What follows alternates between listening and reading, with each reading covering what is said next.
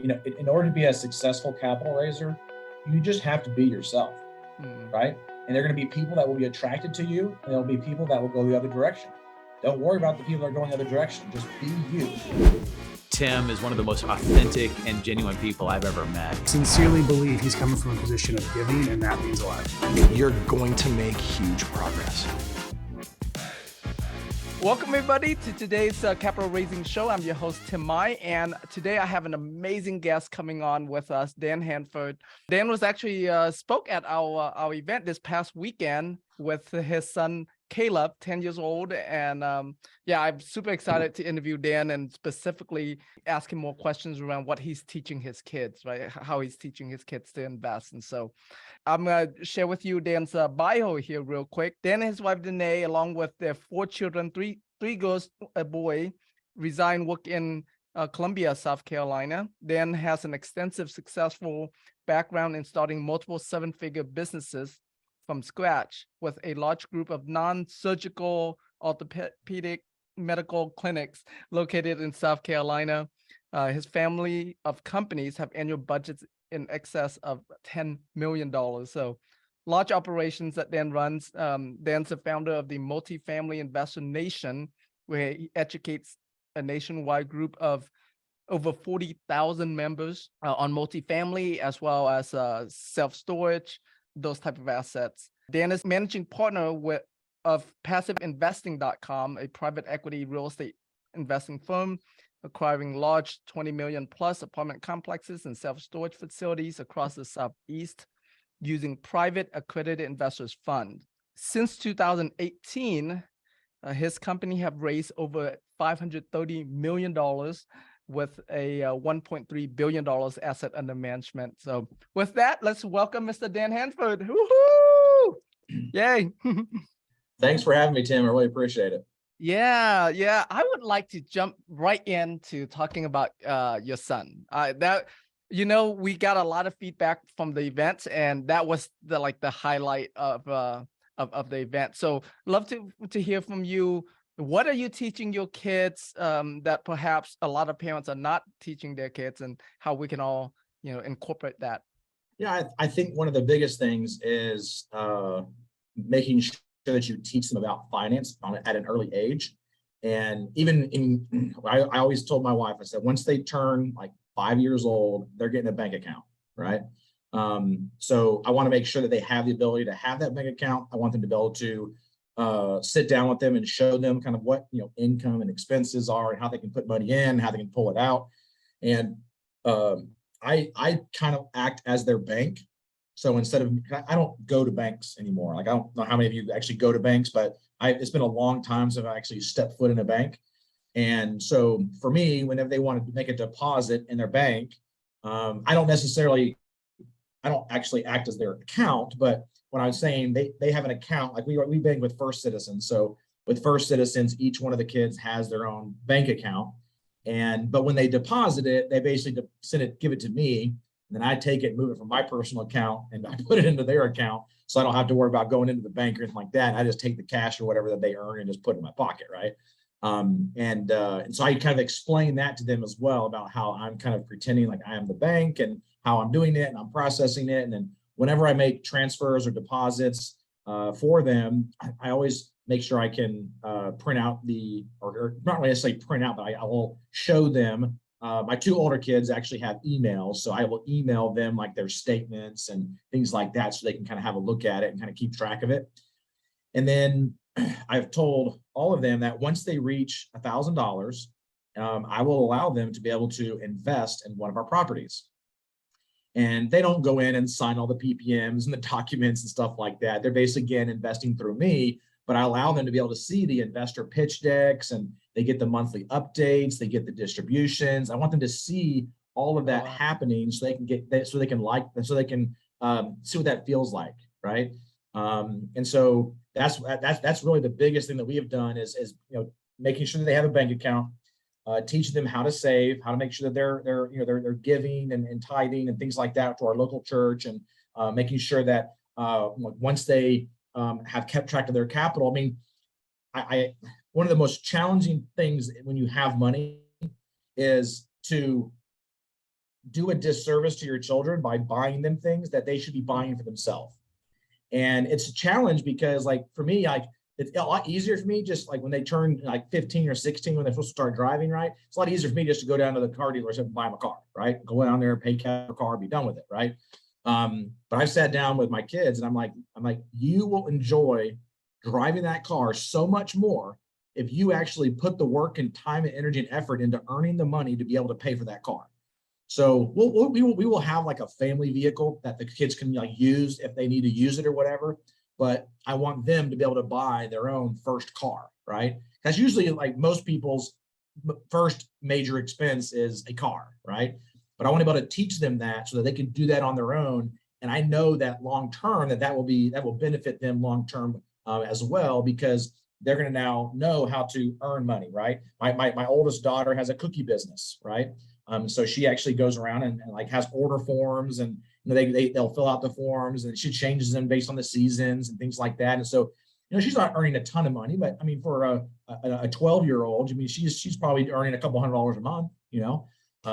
And she does something that she likes. She enjoys baking. She enjoys, you know, that piece of it. And she's also now recruited my son to help sell cookies for her. So now my son earned a little bit of a commission on selling cookies. But then I taught my daughter, I'm like, listen, like when you sell these cookies, you can't be baking them. Like, so you need to have a sales force. And of course, I'm like, your son, I mean, your brother, Caleb, can be part of your sales force, and teaching him how to go out there and actually sell, you know. I think one of the greatest skill sets that we can give our children is the ability to sell, right?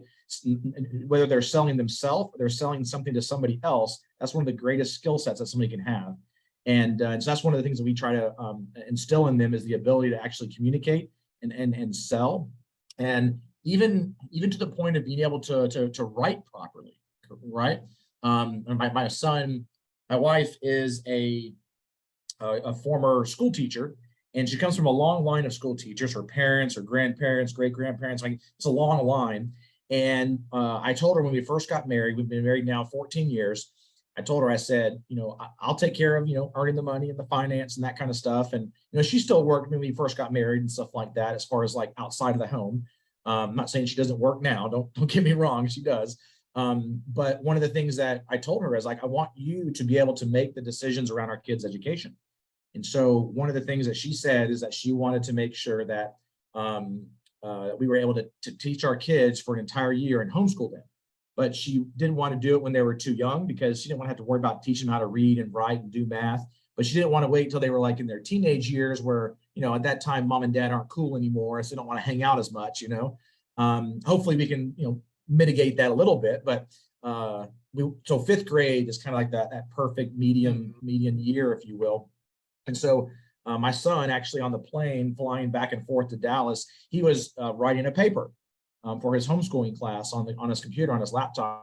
And I asked him, I said, first I read it and I was like, wow, that's really good, son. Like, I'm surprised you wrote that, you know? And so of course I read through it, and I found a few little mistakes here and there. And I said, you know, I said, Daddy really likes to write. I said, I enjoy writing. I feel like I'm a good writer. I feel like I can communicate well. And he said he doesn't like it. And I said, well, what don't you like about it? He said, well, I don't like all the grammar and all the different pieces that you have to learn to be able to understand how to write and how to communicate properly, and the whole language aspect of things. And I said, well, it's very similar to, so last weekend we were in Nashville on Wednesday night before we came to Dallas, and we were watching the Piano Guys. I don't know if you guys have ever heard of them or if you've ever seen them in concert, but if you haven't, go to YouTube, type in Piano Guys. It's phenomenal. We went and saw them in concert there. And I know it's called Piano Guys, but they actually have one of their primary guys is a cellist. So my son actually plays the cello as well. He also plays the trombone, but he really likes the cello a lot.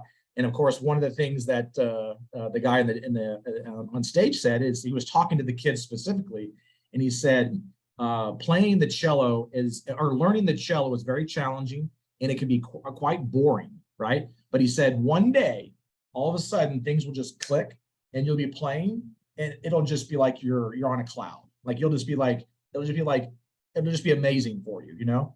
And of course, that motivated Caleb a little bit more on that side of things. So I made that connection with him with language. And I said, listen, that's very similar analogy to language where you're learning all these different nuances and pieces, and it's just frustrating. But one day you'll get all that stuff put together, all the pieces will come together, and you'll just start to write, and it'll be like natural for you, you know? And so being able to teach them those kind of skills, I think, is very important, which is one of the reasons why we, are homeschooling them. We did my daughter last year. She's 12 years old, but she did, we homeschooled her last year, had a great time doing that.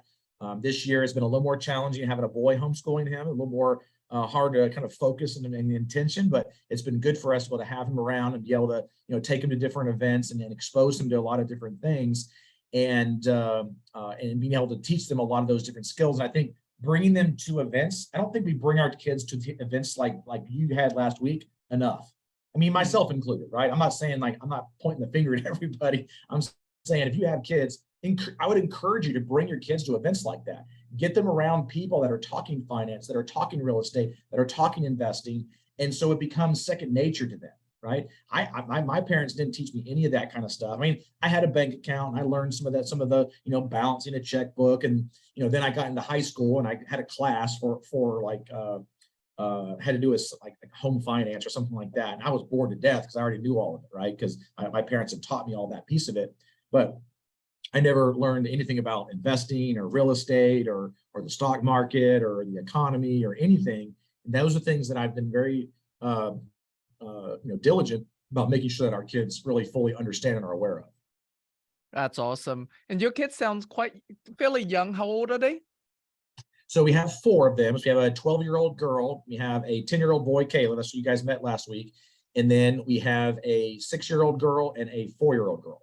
Gotcha. Okay. Yeah. I mean, that's fairly young. That's awesome. And then in terms of their allocations, like how much to tie, how much to save, what kind of allocation do you recommend for them or teach them? Yeah.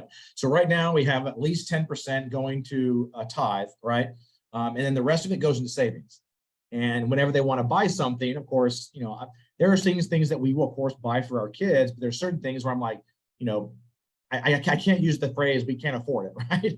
Because the kids, I mean, I'm very upfront with our kids. I don't try to hide anything from them. They know we have money. They know what my net worth is. They know how much money I have in the bank account. I mean, they know everything, right? Oh, that's my good. parents never told me any of that stuff. And so I'm like, I want my kids to know. I don't ever want there to be a question around it, right?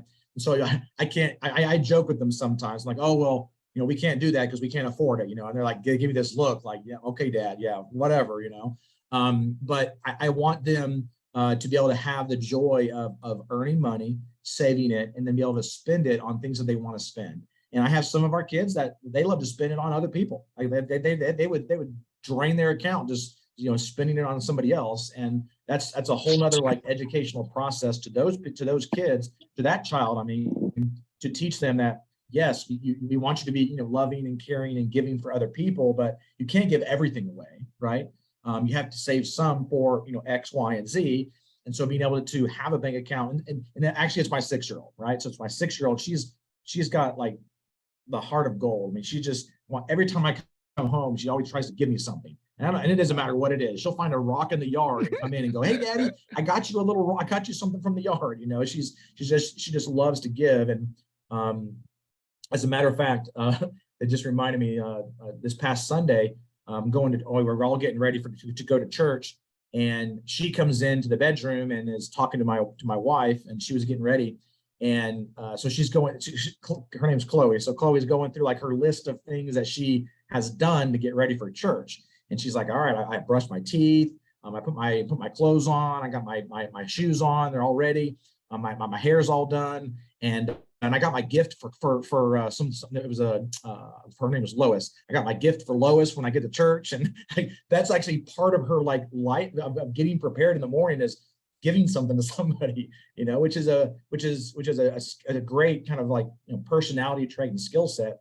But we have to teach them like you can't just spend that on everything, on everybody. So even like my son and my other daughters, if they want something, I always tell them like, well, how much do you have in your bank account, right?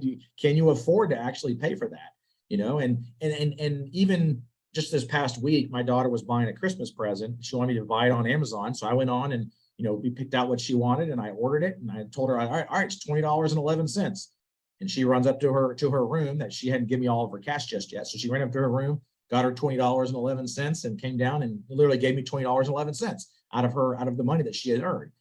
And, yes, can I pay for that for her? Yes. But the joy, I mean, you guys know this, like if you get something from somebody else that, or if you try to give something to somebody else, a present that you didn't actually buy, it's not as special to you as if you actually went out and earned the money and bought the thing and gave it to somebody, right? And so it's more impactful when they're actually spending their own money to be able to impact other people. That's awesome. Have you considered or planning to have some kind of a family fund, family trust that you and the kids invest out of that trust, and they get to be on the board of advisor and make the decisions as well? Yeah, we're actually in the process of setting up a private nonprofit foundation that they will actually control and run after we're dead, after my wife and I pass away, and that actually helps to avoid the estate tax as well. Because if you donate that while you're alive into this nonprofit, then it can reduce your overall net worth, so that you're not having to give 40%, anything over above $12 million. You're not having to give 40% of that from the estate tax. And so that's one of the things that we're setting up. But we can also set it up so that they can be out to serve on the board. They can direct the investments, and I can teach them that now while I'm alive to be able to do that.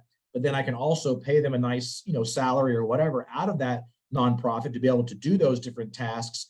And that allows them to be able to do whatever they really want to do with their life. They don't necessarily have to go and be an entrepreneur or be a real estate investor or go and earn money. They can go and be a missionary overseas. They could, go and just like volunteer at a different nonprofit, and they don't have to worry about like a certain wage that they're going to be earning to be able to make a decision as to whether they can or cannot do something because of that particular, kind of barrier, if you will. And so that's something that we are setting up right now. We don't have it set up just yet. We are setting that kind of that private nonprofit foundation specifically for that purpose. That is awesome. I love that. And that actually just gave me a business idea out of that, because I'm negotiating with a seller right now, 2,400 acres of land, $60 million. He's in his 90s, and we've been talking about different tax strategies. And so he has 2 kids that would inherit this money, and something like a structure like this would definitely, part of that, I guess, would make sense. But that's really awesome to hear that. So let's talk about your background. You have started from scratch several very, very successful businesses. Can you share with us some of those businesses, and then also how the success in those businesses is now helping you in this real estate syndication business? Yeah. So one of the businesses early on that I started was when I was in chiropractic school. So I'm actually a chiropractor by trade. I actually just gave up my license this past year, which was kind of cool to be able to do. It was one of those things where I've been wanting to do it for a while, but just didn't know for sure if I'd ever need to fall back on that. So I kept it up, and I just decided, my wife and I had sat down and discussed it, and instead of having to continue to do the continued education and things like that, I just decided to go ahead and give up that license. But I started out in chiropractic, and while I was going through schooling, I actually started a business selling spine models. So it was a business called Shop Anatomical. Matter of fact, I still have the business today, shopanatomical.com, and we sell all kinds of skeletons and skulls and brains and hearts and all kinds of plastic models for colleges, universities, and doctors' offices across the country and around the world. And with that, when I started that in chiropractic school, because I heard when I was in some of the classes when I first started, I heard a lot of the students complain about how expensive the spine model was in the bookstore, because you need a spine to be able to learn all the different articulations and things like that and adjustment points. And so I went down to the bookstore, and it was a $190 spine that they were selling. And I went online, found the manufacturer, saw that the manufacturer's retail price was $90. So the bookstore was increasing the price by over $100. And of course, I knew they were getting it for cheaper than 90 because they were a distributor, so they're getting a better rate. And so I actually went direct to the manufacturer and said, hey, if I can get an order of 20 of these spines together. What could you get it for me? What could you sell them to me for? And they say, well, we'll set you up as one of our dealers. And because you can do that, I told them I could do it like 3 or 4 times a year because there's new students coming in every year. They did it in quarters, not semesters. So usually 4 new student body coming in every year.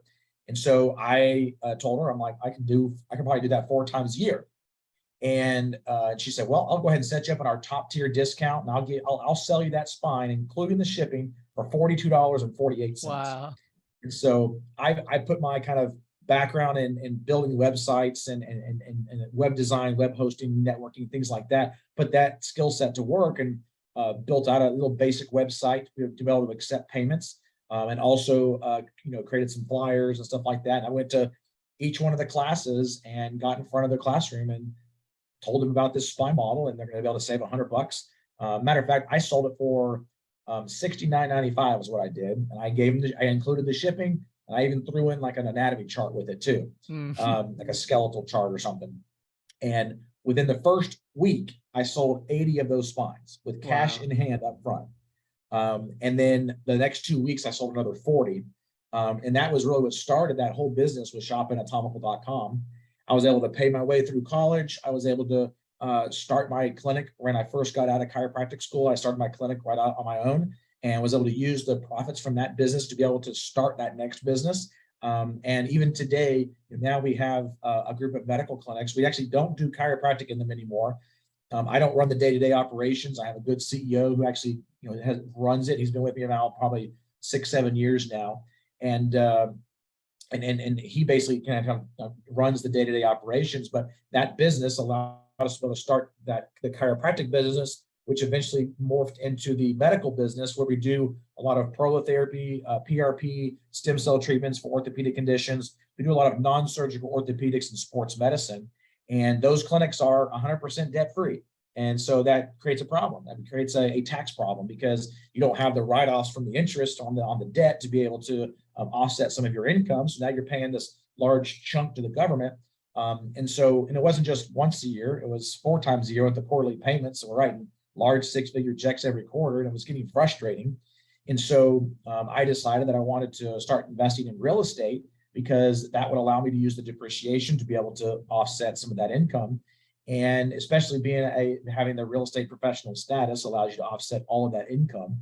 And so in 2018, I decided to step away full-time from our clinics. I promoted my COO at the time, who is now the CEO, and told him I was stepping out. I made that decision on a Friday, told my wife about it on a Saturday. And then on Sunday, I called the COO, told him about it. On Monday, we actually made an announcement to our team, and I stepped out. And I haven't stepped foot in the clinic during business hours since then. So it's been running, I don't want to say on autopilot, but I mean, for the most part it is, because my team is running it. I'm just not having to go in. Now I still have a corporate meeting with them once a month to make sure that I'm looking at the KPIs and the numbers and the stats and making sure that my vision for the clinics is still moving forward. And we will likely exit those clinics and sell them in the next probably 1 to 3 years, somewhere around in there. But the income off of those clinics is what allowed us to be able to start investing passively inside of real estate syndications. So we invested passively first, hired a mentor in the space, and started to learn how to do it ourselves.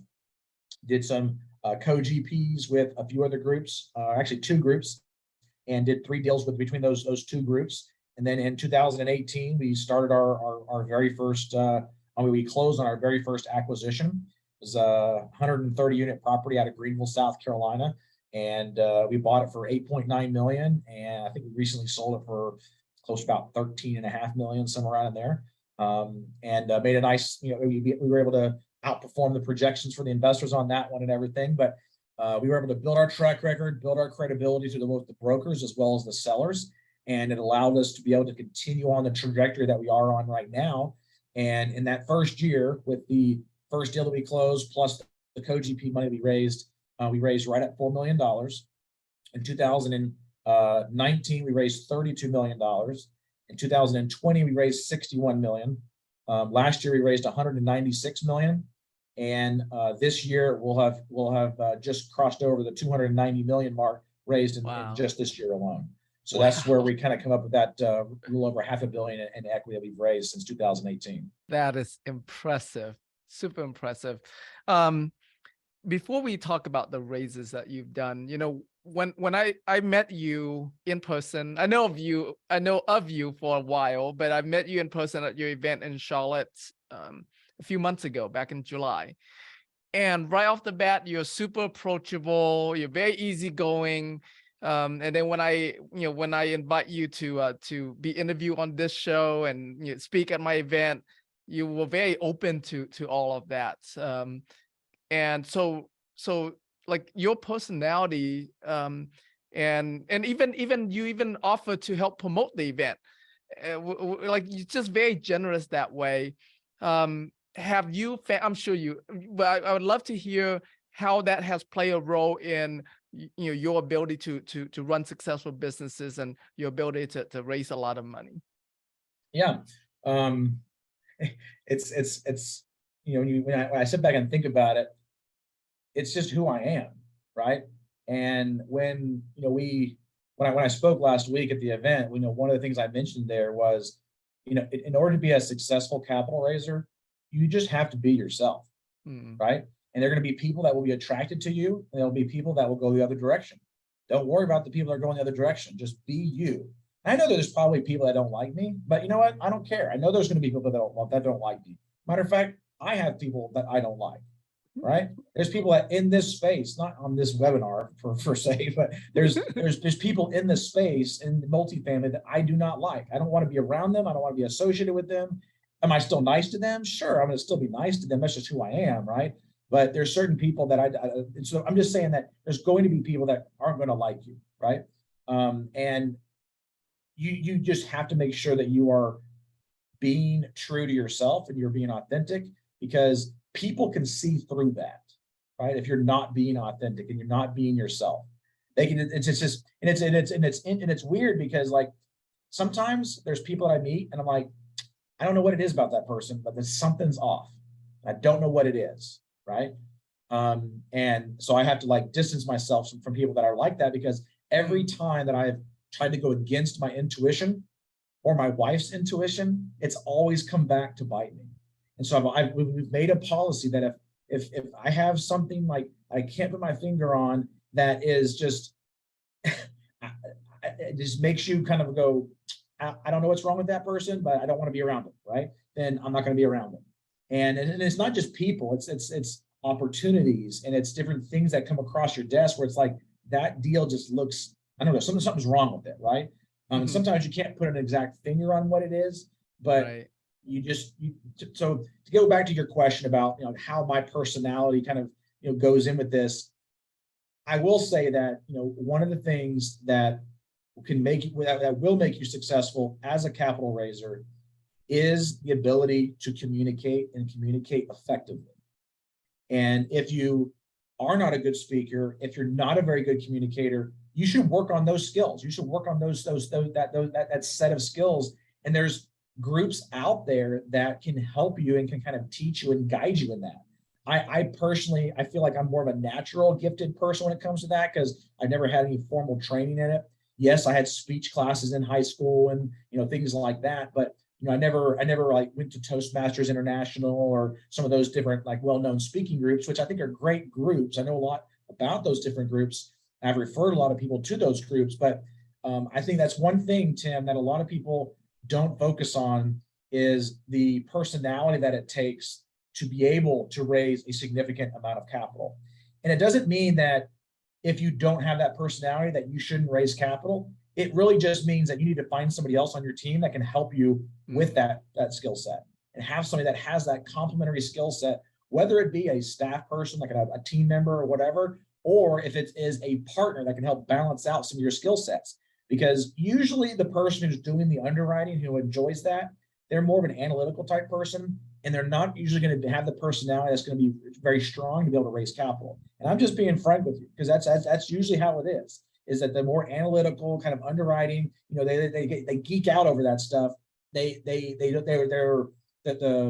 ability to have the personality to raise capital is not usually tied up. Now, it doesn't mean it can't happen. I mean, I've definitely met some people that are underwriters that do that. I'm just saying that that's not the norm, right? And I think that's one of the things that's helped our business be so successful here at PassiveInvesting.com is that we have 3 managing partners, and each one of the managing partners has their own skill set that are complementary to the other partners. And the challenge that a lot of people get into is that they go to different events and different conferences and they meet people. So let's just say you're a person that likes to underwrite properties, right? You just love that stuff. You just like, you can do that all day long. You just love it. You just geek out over it. Well, then you go to a conference and you find somebody else that loves to do underwriting, likes to geek out over it. You guys hit it off. That's the worst person to get into business with. You do not want to get into business with somebody else that does the same skill set that you have. You need to be finding, now that's a great person to be friends with. It's a great person to like have them check your underwriting when you're done or whatever, but it's not somebody you want to go into business with. You want to find somebody who has a complementary skill set than you so that you can balance each other out. It's the same thing in any type of relationship, whether it be your marriage relationship, whether it be your friends, whether it be, if you're going to start a business somewhere else, those kinds of complementary skill sets are very, very powerful in a lot of different businesses, a lot of different relationships that you might actually have. And so for us, that's what we try to do is try to find some of those complementary skill sets so we can work really well together. That's awesome. And are you the one in the partnership that does all of the marketing and all of the investors relations? Correct. Okay, very cool. In terms of marketing, if you're looking at your investor pool of investors that have invested with you, where would you say is the top 2 or maybe top 3 marketing channels that have attracted the most amount of them? Well, you've opened up a can of worms with that question, Tim, because let me answer it this way. Okay. There is not one thing that we do that consistently provides a significant amount of leads. And I say that because a lot of times we go to conferences and we ask that question, right? Because it's a valid question. You're like, well, what are you doing that brings you the most stuff? Well, the most investors. And to me, it's the question should more or less be, what are all the things that you're doing to be able to attract investors? Because I believe in what's called a multimodal approach to marketing, that you can actually bring in people from your different marketing sources that can be very impactful. Let me give you a story that'll hopefully kind of allow you to kind of really connect with what I'm trying to say here. So it's probably been about 10 years now. My wife and I went down to Sanibel Island, Florida. That has now been demolished, the bridge now from Hurricane Ian.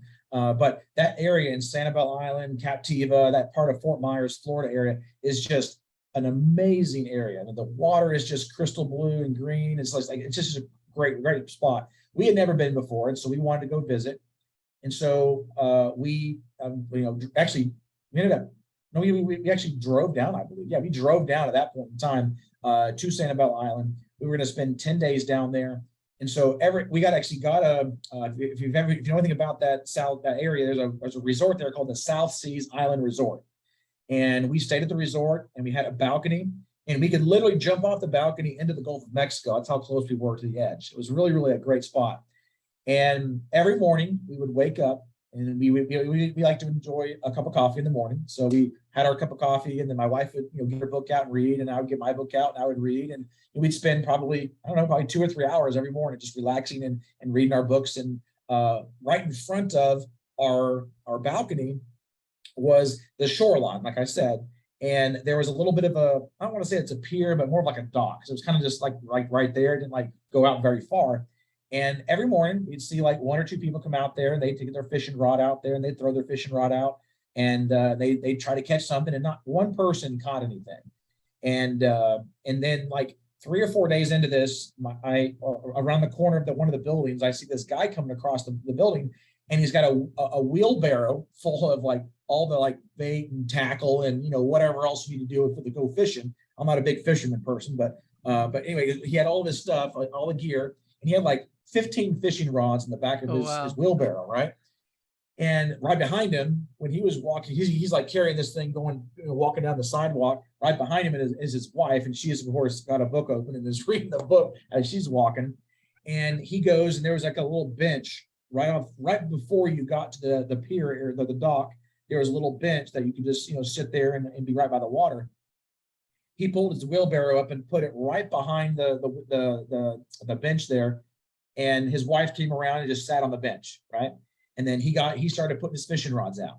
He'd get one fishing rod out, throw it out there, and then put it into the ground. And then he'd get the other one out, throw his fishing rod out there, put it in the ground. By the time he got like 12 of them in there, one of them started to bite, right? And so he runs over there to try to get the one that's biting. By the time he gets that fish off, another one starts to bite, and then another one. And now he's like recruiting his wife. And my wife and I are up there just watching this, going like, what has just happened here? And it really hit me, because that's the exact approach that we should take when we're marketing for investors. You cannot just rely on one or two things and doing the same thing that everybody else is doing, right? You're going to go to the same spot, try to get fish for the same investors in the same spot that everybody else is fishing for. You got to start thinking outside of the box and try to find some ways to be able to reach investors that not everybody is doing. And as far as the multimodal approach, the challenge with that when people first get started is that they go, yes, I want to do a multimodal approach. And then they go, where do I begin? Right? Because how do you do a multimodal approach with one thing? Well, it starts with one thing. You start with one thing, keep that thing going, start the next thing, keep that thing going, and you continue to build on that, right? And, there'll be some times where the podcast brings us more investors one month. And then the next month, it might be our YouTube channel, or doing events like this where I'm in front of other people, or speaking, or, whatever, or referrals, or whatever the case is. But there's never been one thing that we've done where I can go, that has been the reason why we've been so successful. The reason why we've been so successful is because we have a multimodal approach to marketing, and a multimodal approach to be able to reach investors, and being able to use that same philosophy in the marketing aspects of reaching residents to live at our properties as well. So this isn't just stop here. This goes into multiple different aspects that we have for this type of business. Very cool. Now, when I first found out about you, you were doing a lot of the virtual events, and now I see you're doing live events now. Are you going to continue to do the virtual events as well? No, we are not. So we have decided to only focus on the once a year event in June, and it's going to be right now. We're planning on still having it in Charlotte for the time being. Gotcha. Any reason why you're moving away from the virtual event model? Part of it is mostly about around just the time and the headspace of putting together a virtual one and trying to do the in-person one. Because as you know, putting on an in-person event is definitely a lot more work. And we still do I don't want to say they're technically virtual events where we do weekly webinars.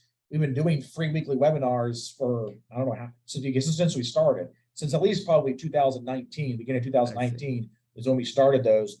And I just did a webinar today, and we have over 230 people that were, part of that webinar, right? And usually about 20 to 30% are new people. The rest of those are people that have heard a webinar before. But if I can every week continue to, do these free weekly webinars, and I'm getting in front of, 30, 40, 50 people a week, that's really powerful for us, right? And depending on the topic, we'll attract more people. And then, one of the unique things that we've been doing lately is we've been doing joint webinars with other groups that are similar in size. So we'll come up with a topic that we can teach our passive investors, and then I'll email all of our investors. They'll email all of their investors. We'll invite them to this webinar, and whoever comes to the webinar, we share the list with each other. And so, of course, that's another way that we've been able to build, our list as well, as being able to, like you said earlier on, just try to be very, giving and open with, our investors. And I'm not just going to invite anybody to be able to do that, obviously, but right. I think a lot of people sometimes get too protective of their investors to the point where they don't want to, recommend anybody. And most of the people, not most, all of the people that we've done joint webinars with, I have actually invested in their deals. So I actually trust the group. I personally invest in their deals, and sometimes multiple deals. And so I can actually recommend them. And on the opposite side, those people have invested in our deals, right? And so they know our group. And so it's not just I'm getting anybody that I meet at a conference to do a webinar with just to get their investors. I'm doing it to be able to build our own investor base, but also make sure that our investors are investing with people that I invest with and that I trust, right? Because at the end of the day, I want to make sure that people we recommend are going to be good quality people that we can trust and put our own money behind. Right. That's awesome.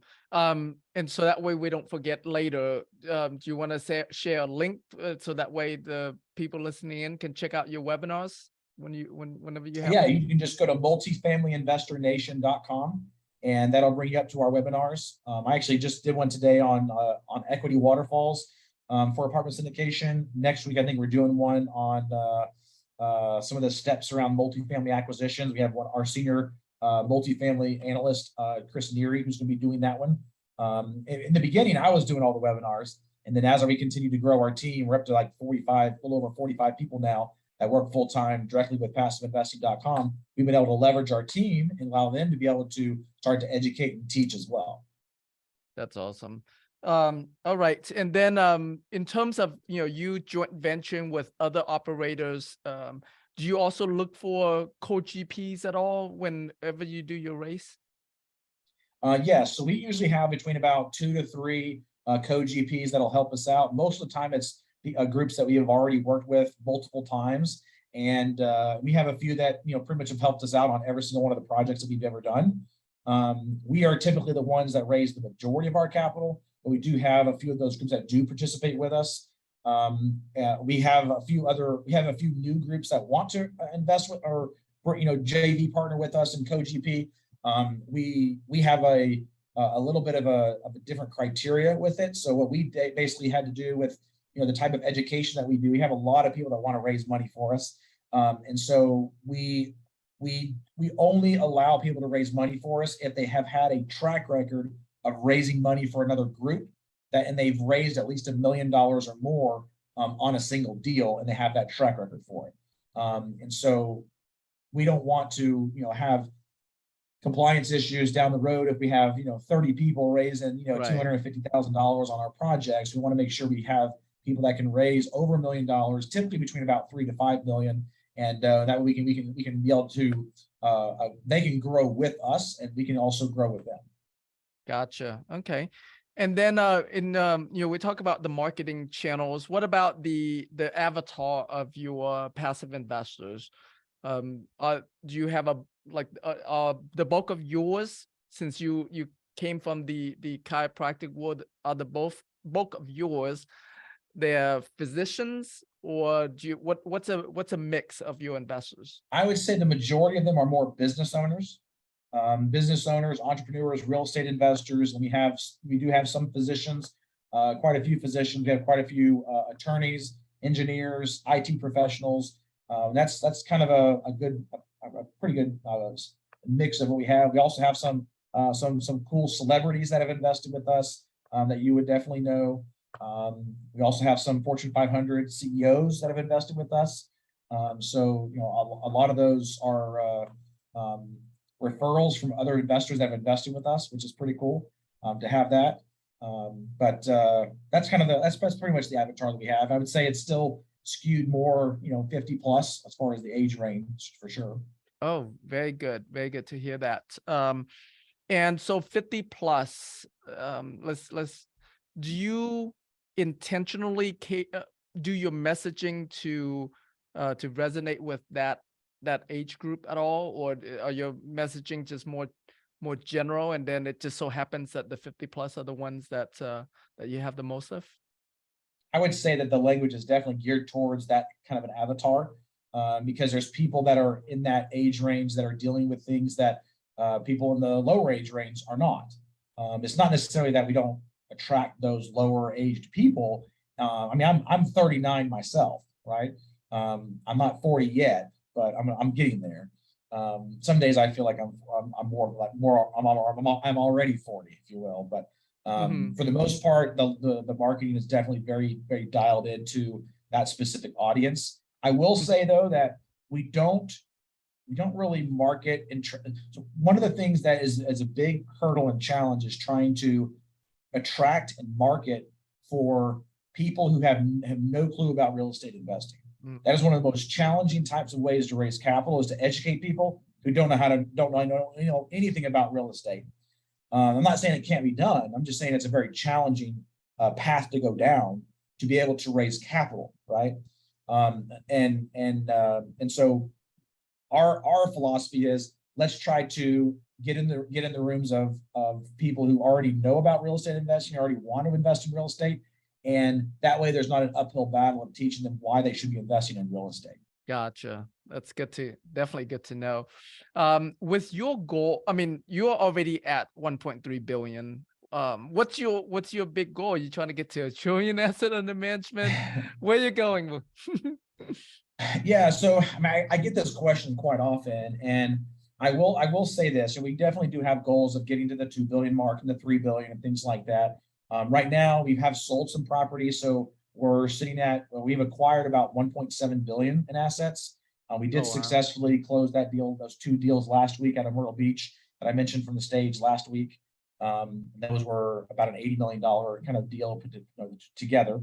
And so we have goals to be able to reach and get to that kind of 2 billion, 3 billion, things like that. But at the end of the day, our primary goal is to find great quality assets for our investors to invest in, that we also want to invest in, and that we can find assets that we can sleep well at night at, that we're not going to be worried about losing their money or losing their capital. I mean, I sometimes think about what we've done since 2018 and go, we have over $500 million in just private equity that investors have wired to us over the last 4 years that trust us to make sure that we don't lose their capital and that we actually make them a decent profit, usually north of 20%, right? And we don't underwrite for 20%, so don't get me wrong. But the ultimate goal would be to try to find deals that you can do you can get to 20% or higher.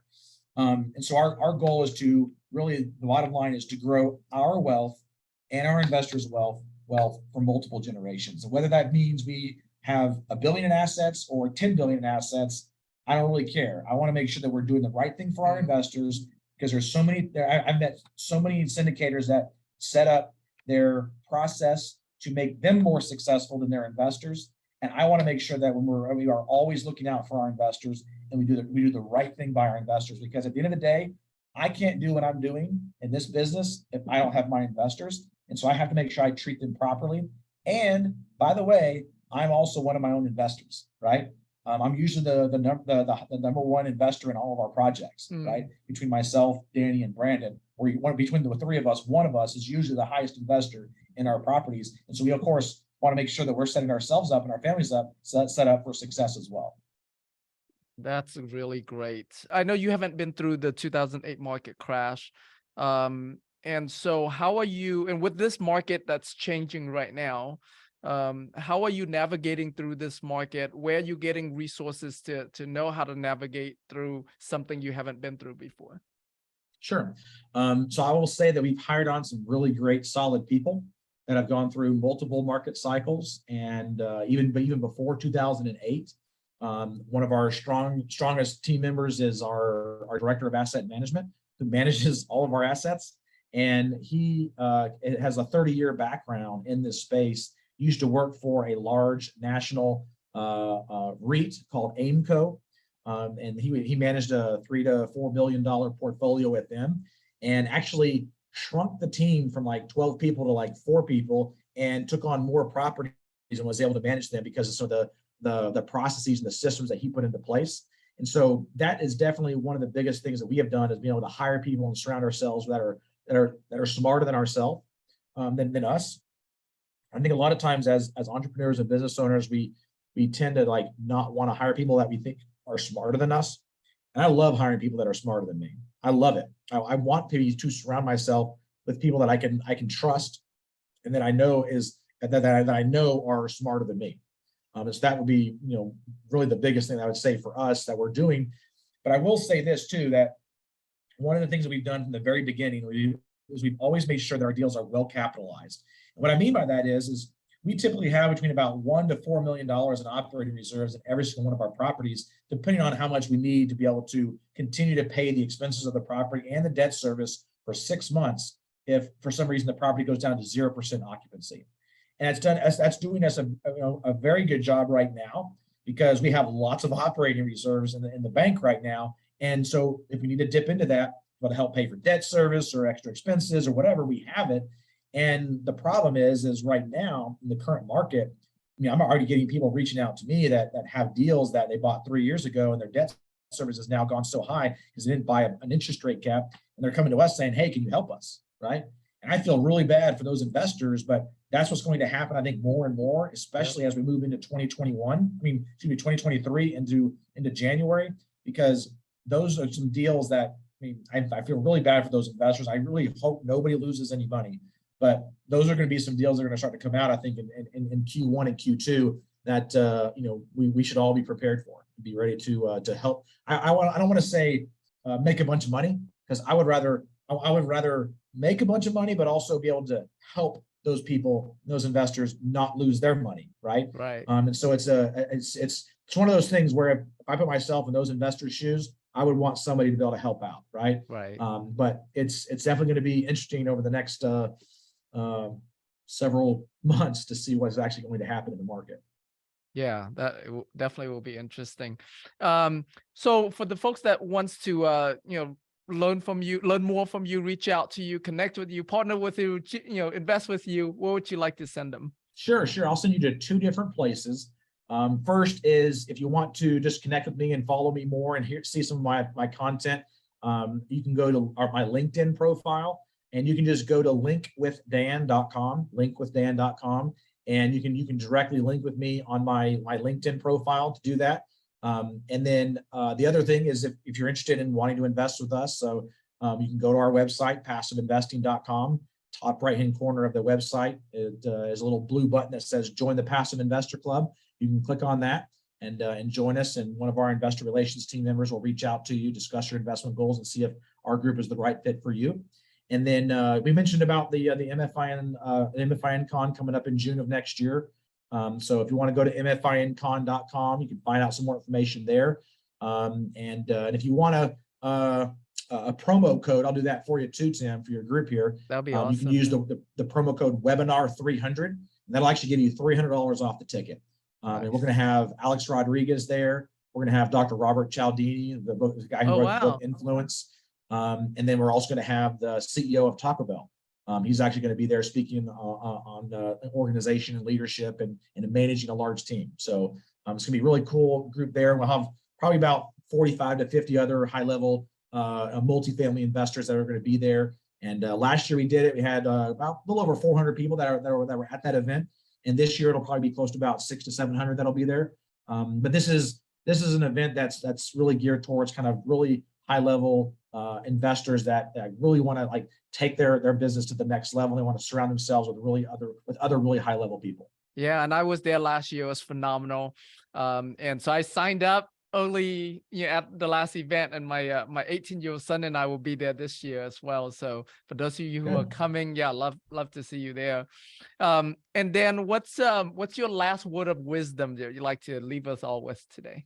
So something that one of my mentors years ago taught me, which has served me well, is if you can't measure it, you can't manage it.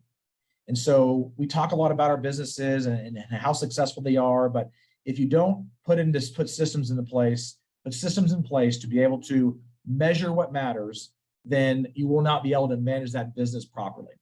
Whether that's from an asset management perspective, or whether that's from